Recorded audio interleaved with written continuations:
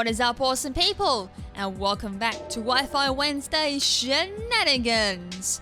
In tonight's episode of Wi-Fi Wednesday, we are going up against Roch.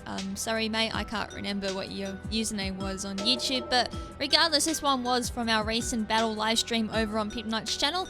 Big thank you to all of those who turned up. It was a brilliant night actually. A few shenanigans went down, some awesome battles happened for my part anyway. Not so much for Knight, which is kind of usual since he was using his theme teams. But anyways guys, in regards to live streams, we are doing another one this weekend, so keep an eye out on Knight's channel and on my Twitter as well in regards to more info about that. So anyways guys, for tonight's episode I will be using the Sun team that I showed off for the last Wi-Fi Wednesday. However, this time I will be going into more depth into the team, which is what I did promise. I will try and show off a better battle with this team, which is exactly what this battle is. Alrighty, so let's just jump into the shenanigans and see exactly what went down. Alright, so I wasn't too sure he was going to lead, but he led with his Zeb Streaker, which is definitely giving me the vibe that it is going to be choiced. Usually, most times I run choice spec Zeb Streaker with Volt Switch. Anyways, I got the Prankster on here. This is my Sunny Day Meow Stick that we saw last week, so setting up the Sunny Day there. Hit Roch to change the sun from 5 to 8 turns worth of sun, which is kind of what I need since this team does heavily rely on sun. And yes, it did go for the Volt Switch there, so I'm assuming it's choice. I didn't see Life Orb damage there. And they're going to go into their Simisear, so I'm not really too sure what this Simisear is, because Simisear can run quite a variety of movesets ranging from physical, special, or taunting, which is kind of annoying. So it's going to taunt my Meow Stick, which is fine with me. Actually, now I'm trying to remember which Meow Stick this is. I think I went into the topic on live stream saying I think I've got 4 Meow Sticks in my box, so I can't remember any of my moves, and because I couldn't remember if I had an attacking move on this set, I went straight for the struggle, so I'm like, yay, and it's got Rocky Helmet on it, so I took a whole bunch of recall damage there, bringing me down to 8 HP, very low red there, so I'm like, oh, there's not really too much I can do now, so I may as well stay in, take this flamethrower, and just let Meow Stick die. So unfortunately I've lost about 2 turns of sun, I think. So I've got, I think I've got remaining, I can't do my math at the moment, 6 turns of sun left. So I'm going to go with my Source Spark here while I've still got the sun up. I've got my Chlorophyll kicking in here, so I'm going to be outspeeding the Simisear, so that's definitely not going to like a double edge, that's for sure. And especially poisoned as well. So the Simisear goes down, which is great. I think you might just left that in to just scout out what my Source Buck was, or I'm not really too sure. Anyways, it goes into Lapras here, so I'm definitely not going to one-shot that with a double edge. Lapras is quite tanky, and I'm assuming this is going to be a tanky Lapras. So I'm going into my own Simisear, because I'm like, oh, I can use Solar Bane with my Simisear. However, again, this is kind of the same case as the Meow Stick. I have more than one set of Simisear, and I unfortunately picked up the wrong set, so I'm like, oh, I'm using my physical set. So anyways, it actually came out to be some type of advantage for me, because they swap into Regice thinking I go for Flamethrower, but instead I go for Fire Punch, and that one-shots the Regice, since I'm assuming it was max health, max special defense, which leads me to believe that Lapras was max health, max defense. Alright, so I'm going to go back into Zeb Streaky here, so I outspeed it and go straight for the Fire Punch here, which is going to do a lot of damage and takes up the Zeb Streaker as well. And I do believe this is not my Life Orb set, which is interesting. I think this is my Lychee Berry Simisear. As I said, I haven't actually used this before. It's kind of just sitting in my box because it was a fail Simisear. Well, I kind of take that back now. Alright, so the Buffalint comes in. It lives a Fire Punch quite easily because it is quite tanky, especially in health-wise, and Retaliate is going to one-shot my Simisear, and it's Life Orbed as well. So I was originally thinking it was choice banded like most Buffalint, but the Life Orb there means it can swap its moves around. So anyways, I'm going to swap back into my Source Spark here because I'm pretty sure, I don't know, it's weird because he thought well, that was interesting because I went for Seed Bomb, and obviously Buffalint can carry Sap Zipper, so unless they're not carrying Sap Zipper, I'm not really too sure where they swap. So they go into Zwillius, which is going to tank the Seed Bomb really well. So I go into my Bonsly here because I need that Sun back up, because Sun is really handy on this team. So the Zwillius goes for the workup, so it's either going to be a mixed physical or special attacker. So it goes straight for the Dark Pulse here, so I'm assuming it's just going to be dedicated special attacker. So it doesn't even bring me down to my Sash, so I'm assuming it's going to be bulky, given that my Bonsly didn't go down to its Sash, and given that I only have perfect IVs and attack, and I don't even think I've got it in health either. So I go for the Custap Bear. I got my Sun up at least, so I go boom. It's kind of just there just to make sure I can get the sun up with Sturdy, and then I can just attack next turn first with the explosion and hopefully take out a Pokemon. That's pretty much Bonsly's role in this team. So yeah, just Zealous does go down after the boom. That was awesome. So they go into Frizen, which is their Bufflin. So I go back into my Sawsbuck, and since I've got the sun back up, I've now got the Chlorophyll back. And I go straight for the jump hit because I know they've got the Lapras left. Bufflin's not going to like the jump kick at all.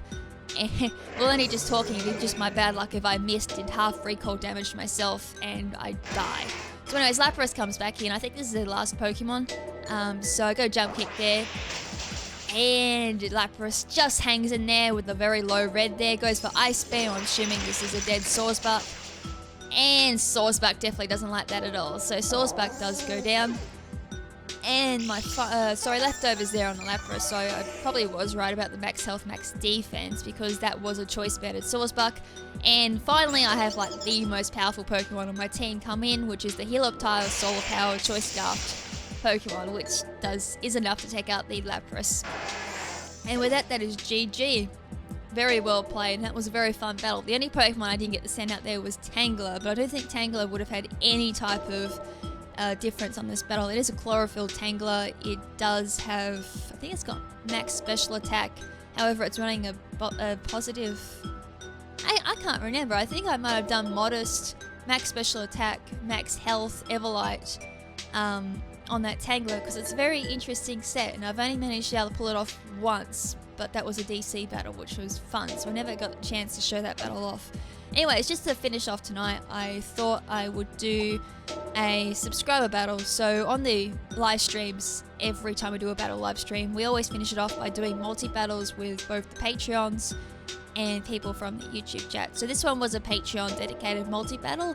So I'm up with Magistrate versus Blue and Carlos. So Blue is one of our mods from the Pip Knight's YouTube chat.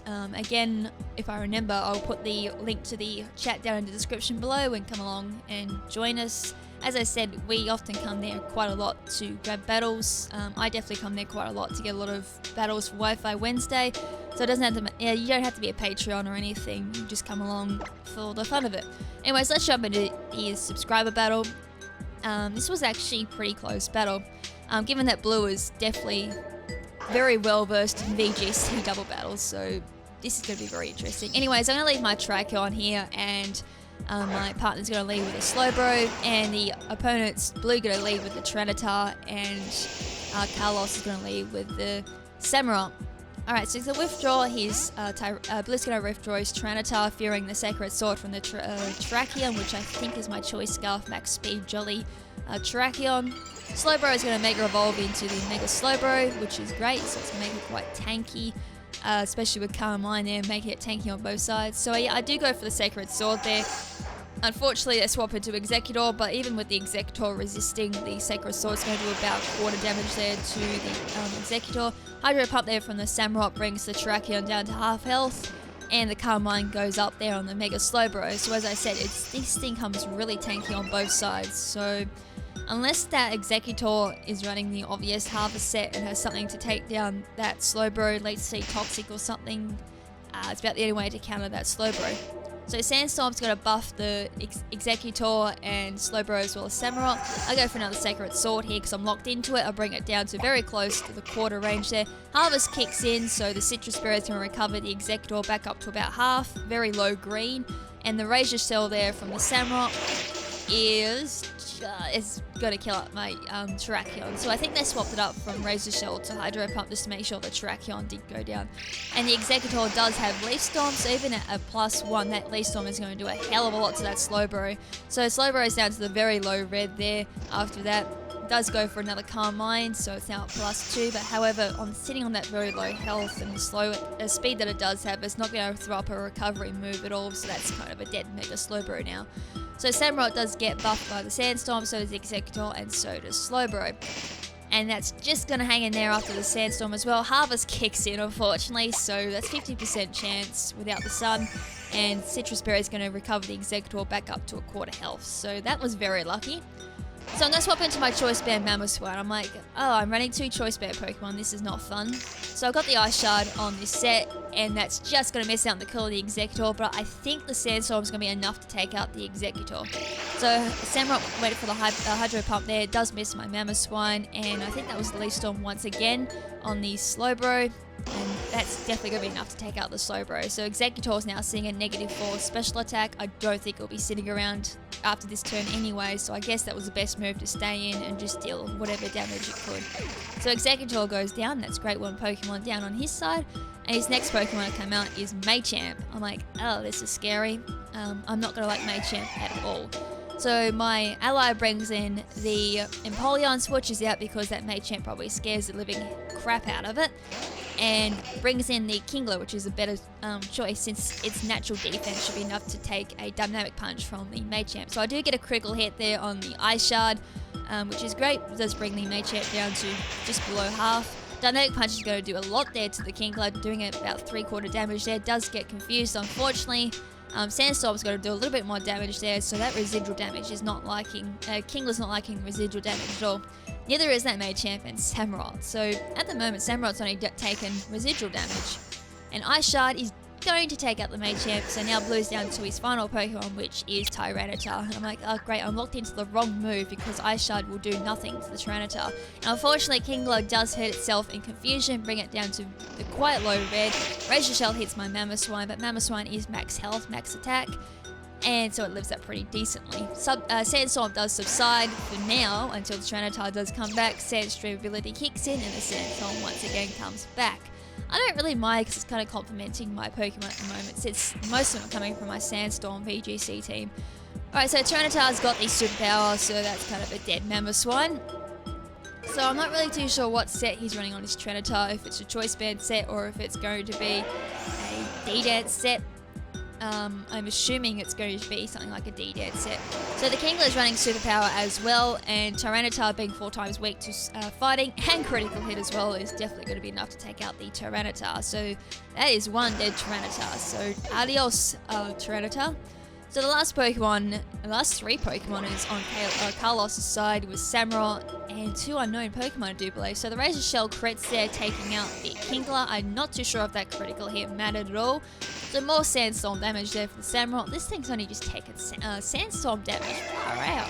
Anyways, Empoleon comes back on the field. I do believe that's my ally's last Pokemon, and this is also my last Pokemon as well, which is the Sylveon. So now I've got a clutch with the Sylveon set. This is the exact same Sylveon that I ran on the round team, so you can kind of imagine what my moves are going to be. Alright, so since I'm locked into Hyper Voice, yes, all 3 of my Pokemon had choice items, which was very interesting. Usually I wouldn't do that. Alright, so Superior comes in. I managed to outspeed thanks to Choice Scarf, and Hyper Voice is still going to rip a big one into Superior, but it's still not enough to take it out. And Leaf Storm is going to do very minimal there to the Empoleon, so assuming max health, max special attack, or that Empoleon isn't EV the way I think it is. Anyways, Flash Cannon is going to take out their Superior, so that's another Pokemon down, and now we're down to last Pokemon for all 3 of us. Residual damage there for Sylveon as well. So who is their last Pokemon? Also Empoleon recovering health there with leftovers, and their last Pokemon is going to be Emboar, which I'm like, oh that's good. Neutral damage with Hyper Voice. So Empoleon's going to throw out the Protector, I'm assuming to just lower the, just to take no damage from Hyper Voice, but at the same time, in case that Emboar lived and went for a fighting type move on Empoleon, which I don't think it would have liked at all. Given that I am thinking it would definitely max special defense, and it would not have liked the physical type move at all, especially for something as powerful and physically scary like an Emboar. So anyways guys, that is it for tonight's battle. Hope you guys enjoyed it, and I'll say my apologies now. I am quite tired at the moment. I've done a big shift today at work and I've had very little sleep, so excuse the very off narration if there was any. So anyways guys, hopefully I will see you guys at the live stream on Saturday. As I said, just keep an eye on Pim Knight's channel and my own Twitter in regards to more info into that. So until next time, this is Lady KrimZen saying ciao for now, but not forever. Ciao!